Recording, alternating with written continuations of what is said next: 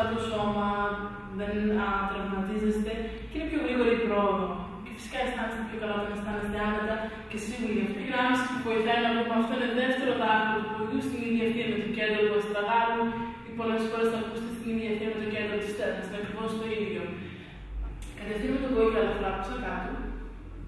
Αυτό ανοίγει λίγο το πίσω μέρος και μαλακώνουμε τα μπροστινά πλευρά μέσα. Τα χέρια μπορεί να είναι στην ευθεία των ώμων ή αν υπάρχει δυσκαμψία και τραυματισμό στο πάνω μέρος όμως, στον αυχένα στους ώμους, τα χέρια μπορεί να έρθουν πιο ανοιχτά στη καμπύλη του αυχένα. Ακούμε σιγά σιγά τα γόνατα κάτω. Κάνω λίγο παύση εδώ. Τις περισσότερες φορές, στην αρχή μαθητές, όταν ακούμε τα γόνατα κάτω και ετοιμαζόμαστε για χαμηλή σανίδα, υπάρχει η τάση αυτή να φέρουμε τη λεκάνη πίσω. Όταν έρθει η λεκάνη πίσω, κλειδώνει το μπροστινό μέρος του ώμου και δεν μπορούμε να χαμηλώσουμε εύκολα για να κάνουμε χαμηλή.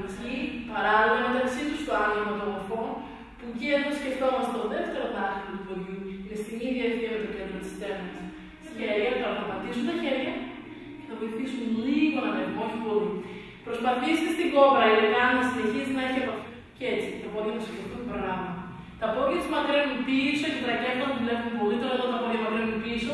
Αρχίζει να κατευθύνει τη λεκάνη τους μπροστά προς τα χέρια, την κοιτά μέσα για να προστατεύσουμε τη μέση.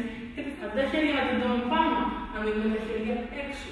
Οι παλάμες κοιτάζουν πάνω, οι ώμοι κατευθύνονται πίσω, οι ομοπλάσεις της καρδιά κατευθύνονται ψηλά και μέσα στάνει στην περιοχή αυτή να αναπτύξουμε εδώ. Η δεξιά αυτένα, το κέντρο της δεξιάς στέρνας μακρύνει πίσω. Η λεκάνη είναι παράλληλα με το πάτωμα. Τι δεν θέλουμε να κάνουμε, να στρίψουμε το δεξί κοφό προς τα πάνω. Με κλείσει η περιοχή αυτή, θέλουμε συμμετρία στη δεξιά και στη αριστερή πλευρά της κομματικής σύντας και έτσι.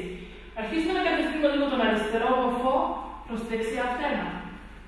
Και ο αριστερός κοφός στο έξω μέρος κατευθύνει προς τη δεξιά, να ανοίγει την περιοχή αυτή, στρίβει η λεκάνη μπροστά, ανοίγει πιο εύκολα όλη η κομματική σύντας και τώρα θα ανεβάσουμε χέρια πάνω.